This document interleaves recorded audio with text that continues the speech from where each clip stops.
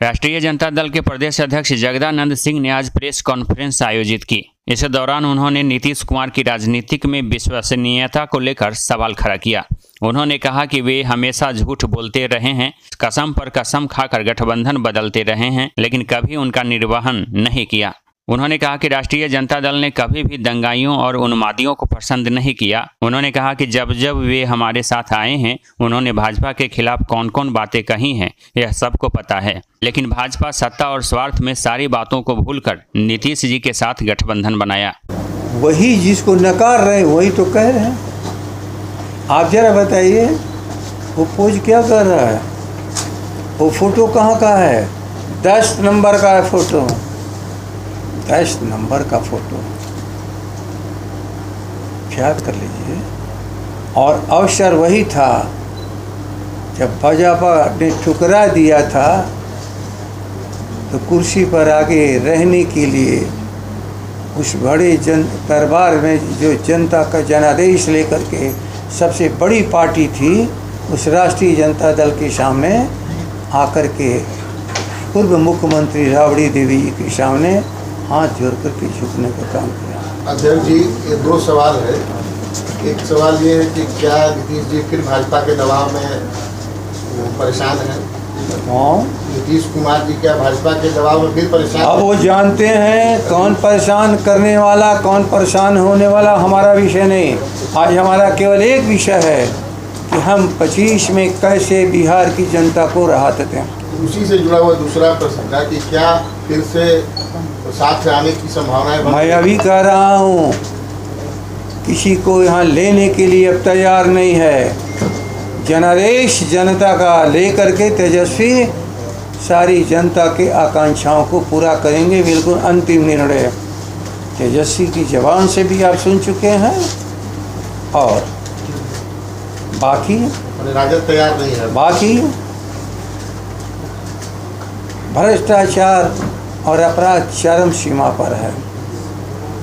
इस बढ़ते हुए अपराध, अत्याचार, बलात्कार, इन सारी चीज़ों के विरोध में राष्ट्रीय जनता दल 15 तारीख को राज्यपाल महोदय के सामने ज्ञापन देगा, अपनी बातों को रखेगा, प्रदर्शन भी करेगा।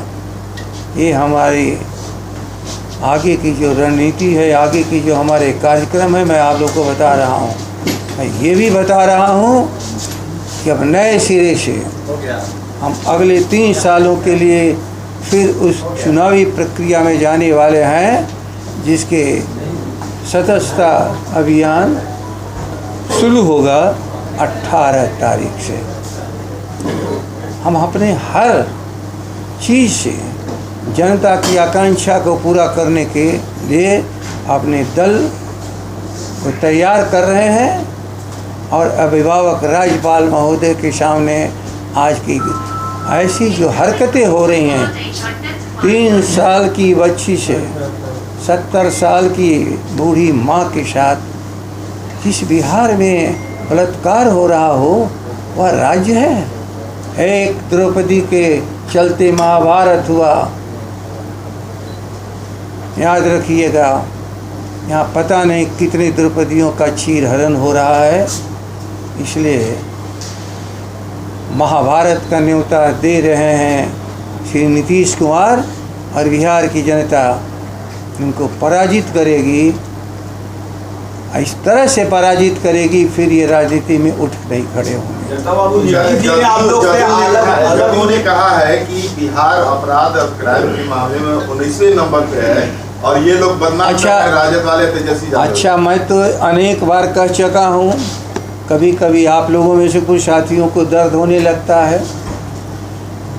बिहार की तुलना बिहार से करो। 2005 की याद दिलाया जाता है ना। 2005 में 1 लाख में केवल 122 अपराध इस बिहार में होते थे, और आज 300 से अधिक। ठीक से ख्याल करिए। यदि आप लोग भी नहीं इस बात को जनता को बताओगे, हमेशा से बिहार की विधानसभा में गृह मंत्रालय की बहस में मेरा जवाब है, प्रोसीडिंग है। उस समय तक भारतीय जनता पार्टी ये भी नहीं जानते थे कि क्राइम का रिपोर्ट भी पूरे देश में कोई तैयार होता है। जब मैं उसको पढ़ के सुनाने लगा कि देखो ये रिपोर्ट है भारत की सरकार का एक क्राइम प्रोन एरिया भारत के, और दूसरा है लेस क्राइम प्रोन एरिया, जहाँ अपराध अधिक होते हैं तो उसकी एक श्रेणी अलग है, जहाँ अपराध कम होते हैं उसकी श्रेणी अलग है। और हम सब जहाँ कम अपराध होते हैं वहाँ बिहार खाए बिल्कुल निचली पायदान पर। लेकिन इसके बाद 2005 को याद करिए, ये बोलते रहते हैं जवान से। उस समय के आप तो रहे होंगे पत्रकार, बाकी तो नई पीढ़ी में देख रहा हूँ, नई पीढ़ी को देख रहा हूँ। फिर किस लिए 2005 को आप उदाहरण देते हो, और उदाहरण देते हो 2005 का, तो 2005 को मैं चुनौती के रूप में कह सकता हूँ कि आप 3 गुना अपराध बिहार में बढ़ाए हो। इसलिए आप दुनिया भर के उदाहरण को मत दीजिए। 5 और 24 जहाँ हम खड़े हैं इतने दिनों के भीतर आप इसकी बात करो। जब बात होती है यहाँ की तो विदेश की है, और जब बात होती है भारत सरकार की तो फिर दुनिया भर के उदाहरण देने लगते हो। नीतीश कुमार, जब सच बोलने की आदत ख़त्म हो जाए तो आप समझ लीजिए कि उस इंसान में कोई लायकियत नहीं बची है। रिकॉर्ड को भी नकारने के लिए आप 5 की तुलना करते हो, तो 5 की तुलना मैं करके बोल रहा हूँ। बताओ ये क्या था? क्या कोई महिलाएं निकलती थी रात में? मैं अब क्या बताऊँ? क्या हमारे विश्वविद्यालय बंद थे? क्या हमारे कॉलेज बंद थी? 2000 नाइट बसेस चलती थी उस समय सड़कों पर, आज की तरह छीनी थी और डकैती नहीं होती थी, और सारी ट्रेनें चलती थी। पकड़ने के लिए रात को लोग जाते थे, और ट्रेन से उतर के भी घरों में कोई जाते थे, कोई जाता था। याद रख लो, उन बच्चों को याद करा रहे हो झूठी बात, जिनके तन पुरखे जानते हैं कि सच क्या था। पटना से A to Z news live के लिए दीपक कुमार तिवारी की रिपोर्ट।